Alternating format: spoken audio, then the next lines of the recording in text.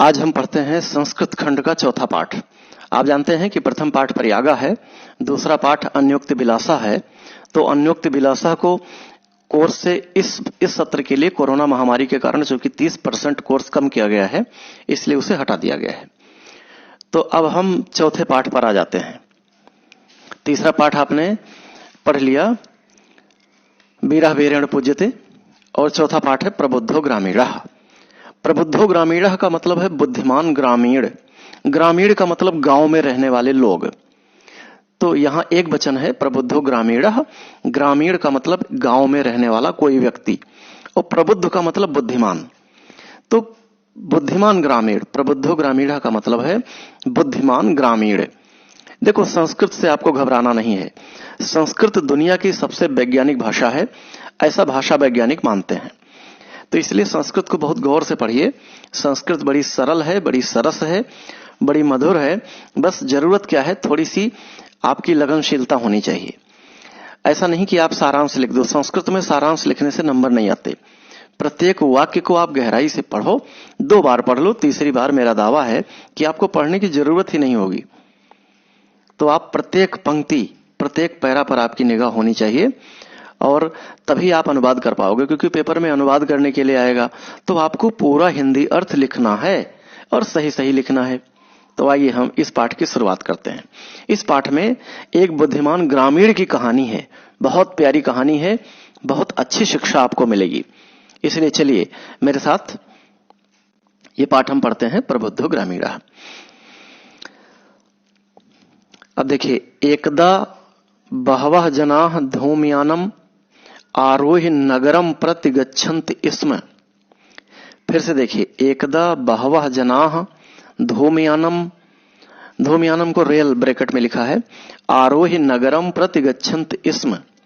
एक बार बहुत से लोग रेलगाड़ी में बैठकर नगर की ओर जा रहे थे। धूमयानम मतलब रेलगाड़ी, धूमयान ऐसा यान जिसमें धुआं निकलता हो। तो संस्कृत में रेल को धूमयानम बोलते हैं, और कुछ लोग उसे लौह पथगामिनी कहते हैं। लौह पथगामिनी मतलब लोहे के पथ पर चलने वाली। लेकिन आप ट्रेन कहें तो ज्यादा बेहतर है, क्योंकि हिंदी भाषा को हम अच्छा तभी बना सकते हैं जब आप जिस भाषा का वो शब्द हो उसी माध्यम से आप ग्रहण कर लें। तो चलिए, यहां धूमयानम में एक अच्छा शब्द मिल गया। धूमयान माने रेल। तो एक बार बहुत से लोग रेलगाड़ी में बैठकर नगर की ओर जा रहे थे। तेषु केचित ग्रामीणाः केचित नागरिकाः आसन। उसमें कुछ ग्रामीण थे और कुछ नागरिक थे। नागरिक का मतलब नगर में रहने वाले, मतलब शहर में रहने वाले लोग, सिटी में रहने वाले लोग।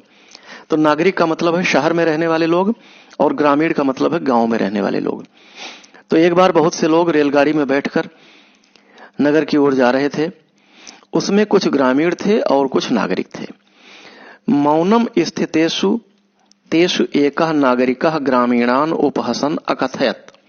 सबको चुप देखकर एक नागरिक ने ग्रामीणों की हंसी उड़ाते हुए कहा। अब देखिए, कहा उसने तो डबल इन्वर्टेड कॉमा में लिखा है, ग्रामीणाः अद्यापि पूर्ववत अशिक्षिताः अज्ञाश्च सन्ति। जहां वाक्य पूरा हो जाए, जहां पूर्ण विराम मिल जाए, हमें वहां रुक जाना है, उसकी व्याख्या देख लेनी है। तो सबको चुप देखकर एक नागरिक ने ग्रामीणों की हंसी उड़ाते हुए कहा कि ग्रामीण आज भी पहले की तरह अशिक्षित और अज्ञानी हैं। न तेषाम विकासा अभवत न च भवितुम शक्नोति। न उनका विकास हुआ है और न होने की संभावना है। डबल इन्वर्टेड कॉमा बंद, मतलब उसका डायलॉग समाप्त हो गया। तस्य तादृशम जल्पनम श्रुत्वा कोऽपि चतुरः ग्रामीणाः अब्रवीत। उसकी इस तरह की बड़बोली बातें सुनकर एक चतुर ग्रामीण बोला, भद्र। अब देखिए, ग्रामीण बोला तो उसके लिए भी डबल इन्वर्टेड कॉमा है, भद्र। हे भाई, भद्र का मतलब एक आदर सूचक शब्द। उसने कहा होगा हे श्रीमान जी, ऐसे मान लीजिए कि उसने कहा हे श्रीमान जी, नागरिक आप शहर में रहने वाले हैं। भवान एव किंचित बब्रीत। भवान माने आप यह जो बोल रहे हो, यतो ही भवान शिक्षितः बहुज्ञः च अस्ति। इससे ऐसा प्रतीत हो रहा है कि आप बहुत ही पढ़े लिखे और शिक्षित हो। तो जब उसने नागरिक ने कहा कि गांव वाले आज भी पहले की तरह अशिक्षित और अज्ञानी हैं, न उनका विकास हुआ है, न होने की संभावना है, उसकी इस तरह की बड़बोली बातों को सुनकर कोई चतुर ग्रामीण बोला कि हे श्रीमान जी, आप इस तरह जो कह रहे हैं, इससे यह प्रतीत हो रहा है कि आप बहुत ज्यादा पढ़े लिखे और शिक्षित हैं। इदम आकरणे स नागरिकः सदर्पम ग्रीवाम उन्नमयी अकथयत। यह सुनकर वह नागरिक सदर्पम माने बड़े घमंड के साथ, ग्रीवाम माने गर्दन को, उन्नमय ऊपर करके बोला। यह सुनकर वह नागरिक घमंड से गर्दन अकड़ाकर बोला। अब डबल इन्वर्टेड कामा में फिर से देखिए, उसका डायलॉग है कथयिष्यामि परम पूर्वः समयः विधातव्यः। ठीक है, वो कहता है आप कोई शर्त लगा लो। तस्य ताम वार्ताम श्रुत्वा स चतुरः ग्रामीणः अकथयत। उसकी इस तरह की बातचीत को सुनकर वह चतुर ग्रामीण बोला, भो, हे भाई, वयम अशिक्षितः भवान च शिक्षितः। हम अशिक्षित हैं और आप शिक्षित हैं। वयम अल्पज्ञः भवान च बहुज्ञः। हम बहुत कम जानते हैं, अल्पज्ञ माने बहुत कम जानना, और बहुज्ञ माने जो बहुत कुछ जानता हो। हम बहुत कम जानते हैं, आप बहुत कुछ जानते हैं। इत्येवं विज्ञाय अस्माभिः समयः कर्तव्यः वयम परस्परम प्रहेलिकाम प्रेक्षामः। तो उसने कहा कि हे भाई, हम अशिक्षित हैं, आप बहुत शिक्षित हैं, हम अल्पज्ञ हैं, आप बहुत बहुज्ञ हैं, इसलिए हम आपस में एक दूसरे से पहेली पूछते हैं। यदि भवान उत्तरम दातुम समर्था न भविष्यति, यदि आप उत्तर देने में समर्थ ना हो सके, तदा भवान 10 रूप्यकाणि दास्यति, तो आप हमें 10 रुपए देंगे। यदि वयम उत्तरम दातुम समर्था न भविष्यामः, यदि हम उत्तर देने में समर्थ ना हुए, तदा 10 रूप्यकाणाम अर्धम 5 रूप्यकाणि दास्यामः, तो 10 रुपए का आधा हम 5 रुपए देंगे। बड़ा चालाक था वो ग्रामीण। उसने कहा कि चलिए हम पहेली पूछते हैं, यदि आप उत्तर देने में समर्थ ना हुए तो आप 10 रुपए देंगे, और यदि हम उत्तर आपकी बात का ना दे सके तो हम 10 रुपए का आधा 5 रुपए देंगे, क्योंकि हम कम पढ़े लिखे हैं इसलिए 5 रुपए बनता है, और आप ज्यादा पढ़े लिखे हैं इसलिए 10 रुपए बनता है। अब आप पूरे पैरा का एक बार अर्थ देख लो, ये पूरा पैरा इंपॉर्टेंट है, एकदा से लेकर और दास्यामा तक। मैं हिंदी पढ़ता जाता हूं, आप संस्कृत देखते रहिए। एक बार बहुत से लोग रेलगाड़ी में बैठकर नगर की तरफ जा रहे थे। उसमें से कुछ ग्रामीण थे, कुछ नागरिक थे। सबको चुप देखकर एक नागरिक ने ग्रामीणों की हंसी उड़ाते हुए कहा कि ग्रामीण आज भी पहले की तरह अशिक्षित और अज्ञानी हैं, न उनका विकास हुआ है, न होने की संभावना है। उसकी इस तरह की बड़बोली बात को सुनकर, दंभ और घमंड भरी बात को सुनकर एक चतुर नागरिक बोला, श्रीमान जी, लगता है कि आप बहुत ज्यादा पढ़े लिखे और शिक्षित हैं। यह सुनकर वह नागरिक गर्व और घमंड से अपनी गर्दन अकड़ाकर बोला, हाँ, इसमें कोई शक नहीं है। तो यह बात सुनकर वह चतुर ग्रामीण बोला कि हम अशिक्षित और अज्ञानी हैं, आप शिक्षित, हम अशिक्षित हैं, आप शिक्षित हैं, हम अल्पज्ञ हैं, आप बहुज्ञ हैं, इसलिए इस समय हमारे पास समय भी है और हम ये चाहते हैं कि हम परस्पर एक दूसरे से पहेली पूछें। यदि पहेली का उत्तर आप देने में समर्थ ना हुए तो आप 10 रुपए देंगे, और यदि पहेली का उत्तर हम देने में समर्थ ना हुए तो हम 10 रुपए का आधा 5 रुपए देंगे। 5 रुपए इसलिए देंगे कि चूंकि आप ज्यादा पढ़े लिखे हैं इसलिए 10 रुपए देंगे, और हम कम पढ़े लिखे हैं इसलिए हम 5 रुपए देंगे। आम स्वीकृतः समयः, हाँ, मुझे शर्त मंजूर है। ग्रामीण ने कहा कि ठीक है, मुझे शर्त मंजूर है। अब इति कथिते तस्मिन् नागरिके इति कथिते तस्मिन् नागरिके स ग्रामीणाः नागरिकम अवदत्। उसके इस प्रकार कहने के बाद ग्रामीण नागरिक से बोला, प्रथमम भवान यो पृच्छतु, तो ठीक है पहले आप पहेली पूछें। नागरिकस्य तम ग्रामीणम अकथयत, नागरिक ने उस ग्रामीण से कहा, त्वमेव प्रथमम पृच्छ, तुम पहले पूछो, इति इस प्रकार कहा। अब देखिए दोनों की बातचीत में उनका संस्कार झलकता है, दोनों का। ग्रामीण उसे आप कह रहा है और नागरिक उसे तुम कह रहा है, इसका मतलब वो बहुत घमंडी है, उसे अपने ज्ञान पर बहुत गर्व है।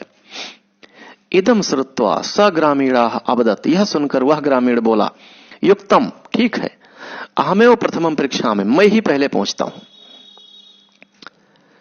तो उस नागरिक ने कहा, ठीक है, मुझे शर्त मंजूर है।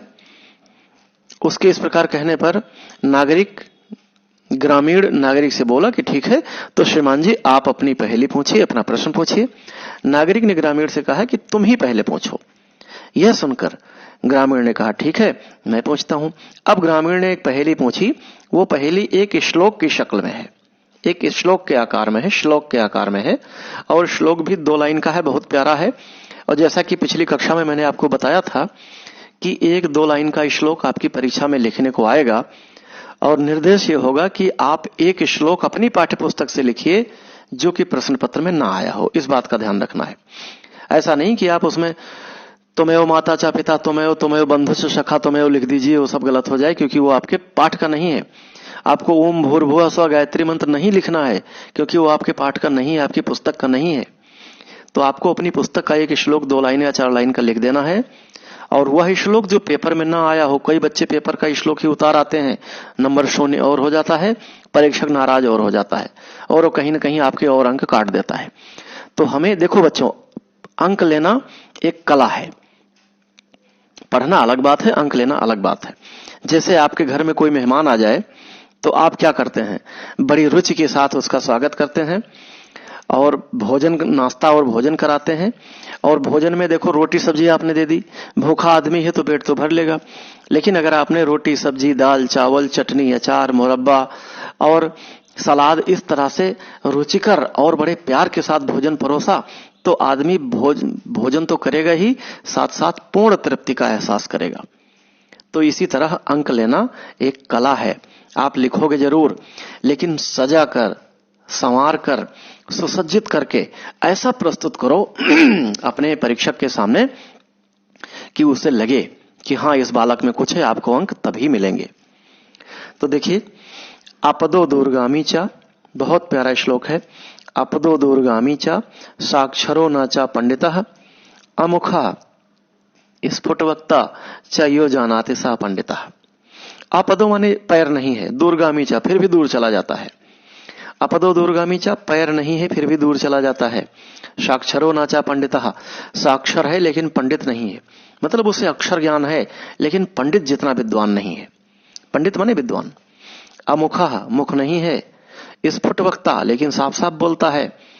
च यो जानाति सा पंडिता, जो यह जानता है वह पंडित है। पंडित का मतलब ज्ञानी या विद्वान। तो इस श्लोक का इतना अर्थ हुआ कि उस नागरिक ने, ग्रामीण ने नागरिक से प्रश्न किया कि बताओ कि उसके पैर नहीं है फिर भी बहुत दूर चला जाता है, पढ़ा लिखा है लेकिन पंडित नहीं है, मुख नहीं है फिर भी साफ साफ बोलता है, बताइए ये क्या है? जो ये जानता है वह पंडित है। तो इस 2 लाइन को आप बिल्कुल तैयार कर लीजिए। अस्याह उत्तरम बब्रूत भवान, इसका उत्तर आप दीजिए। नागरिक ने, ग्रामीण ने कह दिया नागरिक से। अब देखिए, नागरिकः बहुकालम यावत अचिंतयत, नागरिक ने बहुत समय तक सोचा। परम प्रहेलिकायाः उत्तरम दातुम समर्थ न अभवत, लेकिन वो पहेली का उत्तर देने में समर्थ नहीं हुआ। अतः ग्रामीणम अवदत्, तब ग्रामीण से बोला, अहम अस्याह प्रहेलिकायाः उत्तरम न जानामि, मैं इस पहेली का उत्तर नहीं जानता हूं। फिर से देखिए, नागरिक ने बहुत समय तक इस विषय पर चिंतन किया, बहुत समय तक सोचा, लेकिन पहेली का उत्तर देने में समर्थ ना हुआ। तब ग्रामीण से बोला कि मैं इस पहेली का उत्तर नहीं जानता। इदम श्रुत्वा ग्रामीणः अकथयत, यह सुनकर वह ग्रामीण बोला, यदि भवान उत्तरम दातुम न जाना, यदि भवान उत्तरम न जानाते तर्हि ददातु 10 रुपये। क्या कहा? उसने कहा कि यदि आप प्रश्न का उत्तर देना नहीं जानते तो चलिए निकालिए 10 रुपए का कड़ा वाला गांधी छाप नोट। अतः म्लानमुखेन नागरिकेण समयानुसारम 10 रुपयाणि दत्तानि। इसलिए म्लानमुखेन माने जिसका मुख मुरझा गया हो, जिसका मुंह बन गया हो, अजीब सा मुरझा गया हो, नाराज, ग्लानि और दुख और इस तरह से मिश्रित जो भाव होते हैं, तो म्लान मलिन मुख से, मुरझाए हुए मुख से उस नागरिक ने समयानुसारम मतलब शर्त के अनुसार 10 रुपयाणि दत्तानि 10 रुपए दे दिए। उस नागरिक को 10 रुपए शर्त के अनुसार देने पड़े। तो फिर से इन 3 लाइनों का अर्थ देख लीजिए। नागरिकः से दत्तानि तक, नागरिक ने बहुत समय तक इस पर विचार किया, लेकिन वो पहेली का उत्तर देने में समर्थ ना हुआ। तब ग्रामीण से बोला कि मैं इस पहेली का उत्तर नहीं जानता हूं। यह सुनकर ग्रामीण बोला कि ठीक है, यदि आप उत्तर नहीं जानते तो चलिए निकालिए 10 रुपए। अतः मलिन मुख से नागरिक ने शर्त के अनुसार 10 रुपए दे दिए। अब आइए अगला पैरा। पुनः ग्रामीणो अवदत्, फिर ग्रामीण बोला इदानीम भवान प्रक्षुत पहेलिकाम, अब आप अपनी पहेली पूछ लीजिए।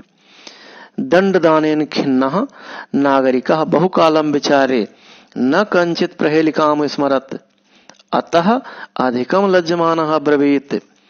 दंडदान से खिन्न, दंडदान मतलब दंड देने के कारण खिन्न, नाराज। खिन्न का मतलब जिसका मन स्थिति जिसकी खराब हो गई हो, तो दंडदान के कारण खिन्न उस नागरिक ने बहुत समय तक सोचा, लेकिन कोई पहेली उसे याद नहीं आई, इसलिए और ज्यादा लज्जित हो गया। स्वकीयया पहेलिकाया त्वमेव उत्तरम ब्रूहि, तो बोला कि सबसे पहले तुम अपनी पहेली का उत्तर तो दे दो। तदा स ग्रामीणः बिहस्य स्वपहेलिकाया सम्यक उत्तरम अवदत् पत्रम इति। तो वह नागरिक, उसने कहा कि पहले अपनी पहेली का उत्तर तो दे दो। यह सुनकर वह नागरिक हंसकर अपनी पहेली का, उस ग्रामीण ने अपनी पहेली का उसे उत्तर दिया पत्रम, कि इसका उत्तर है पत्र, चिट्ठी। जब हम अपने दूर अपने किसी प्रियजन को चिट्ठी लिखते थे, अब तो बहुत आसान है, आपके पास मोबाइल है, आप तुरंत मैसेज मार दो। और पहले क्या था, मोबाइल नहीं थी, तो लोग चिट्ठी लिखते थे। चिट्ठी डाक विभाग से होते हुए कई कई दिनों बाद पहुंचती थी, और उसमें अंतर्देशीय पत्र या लिफाफे में आप लिखते थे, या फिर एक पोस्ट कार्ड हुआ करता था जो आज 50 पैसे का मिल रहा है, वो ओपन हुआ करता था, कोई भी उसे पढ़ सकता था। तो इसका मतलब पत्र है। यतो ही इदम पदेन बिना पे दूरम याति। अब नागरिक उसकी, ग्रामीण उसकी व्याख्या कर रहा है कि मेरी पहेली का उत्तर है पत्र, क्योंकि यह बगैर पैरों के बहुत दूर जा सकता है। अक्षरैः युक्तम अपि न पंडितः भवति, अक्षरवान तो है, इसके पास अक्षर हैं, लेकिन वो पंडित नहीं है। एतस्मिन् काले तस्य ग्रामीणस्य ग्रामः आगतः, इसी बीच उस ग्रामीण का गांव आ गया। रेलगाड़ी में बातें हो रही थी, ट्रेन में बातें हो रही थी, इसी बीच उसका स्टेशन आ गया। स बिहसन रेल यानात अवतीर स्वग्रामम प्रति अचलत, वह ग्रामीण हंसता हुआ अपने गांव की ओर चला गया, मतलब प्लेटफार्म पर उतर गया होगा। नागरिकः लज्जितः भूत्वा पूर्ववत् तोषणीम तिष्ठत्, नागरिक लज्जित होता हुआ पहले की तरह चुपचाप बैठा रहा। सर्वे यात्रिणः वाचालम तम नागरिकम दृष्टवा अहसत, सभी यात्री वाचाल माने जो ज्यादा बोलता हो, उस ज्यादा बोलने वाले नागरिक को देखकर हंस रहे थे।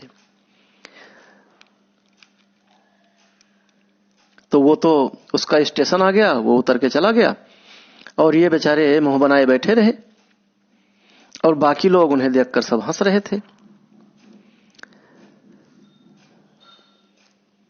तो तदा स नागरिकः अनुभवत यत ज्ञानम सर्वत्र संभवति, तब उस नागरिक ने अनुभव किया कि ज्ञान सर्वत्र संभवति, ज्ञान हर जगह हो सकता है, ज्ञान हर जगह होता है। ग्रामीणाः अपि कदाचित नागरिकेभ्यः प्रबुद्धतरा भवन्ति, ग्रामीण भी कभी कभी नागरिकों से ज्यादा प्रबुद्ध, बुद्धिमान और योग्य होते हैं।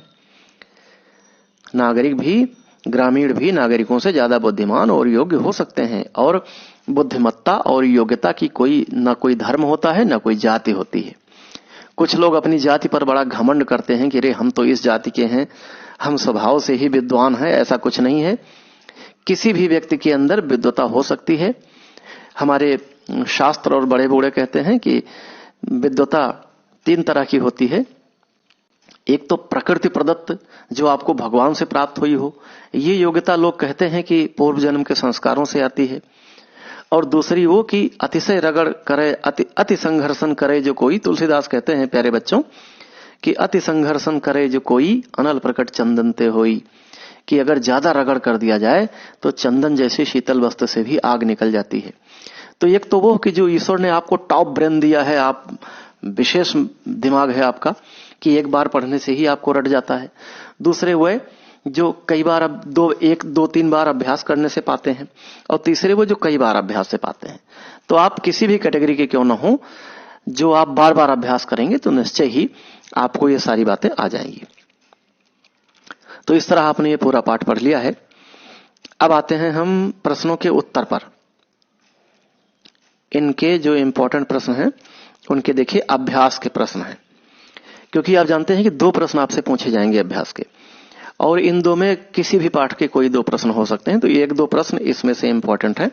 चलिए हम उनका जिक्र कर लेते हैं, पढ़ लेते हैं।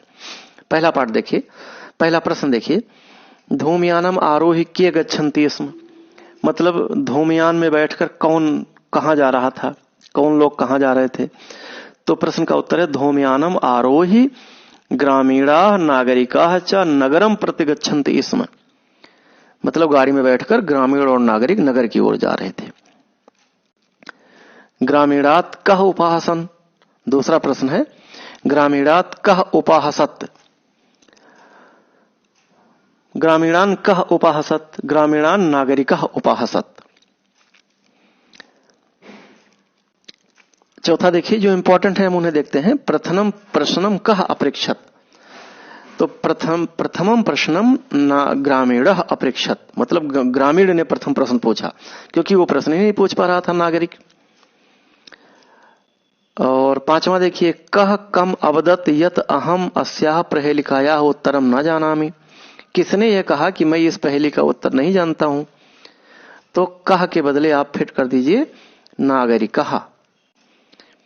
छठा, प्रहेलिका का आसीत, प्रहेलिका क्या थी। तो प्रहेलिका क्या थी, प्रहेलिका थी अपदो दूरगामी च साक्षरो नाचा पंडितः अमुखः स्फुट वक्ता च यो जानाति सह पंडितः, ये प्रहेलिका थी। आप 2 लाइन इसे तैयार कर लीजिए। 7वां देखिए, ज्ञानम सर्वत्र संभवत इति कह अनुभवत, ज्ञान हर जगह हो सकता है, ये किसने अनुभव किया। तो कह के बदले फिट कर लीजिए नागरिकः, नागरिकः, विसर्ग लगा दीजिए नागरिकः। नागरिक ने अनुभव किया कि ज्ञान हर जगह हो सकता है। नागरिकः किमर्थम लज्जितः अभवत्, नागरिक क्यों लज्जित हुआ। तो नागरिकः स्वपराजयन लज्जितः अभवत्, ये वाला प्रश्न अपनी पराजय से लज्जित हो गया।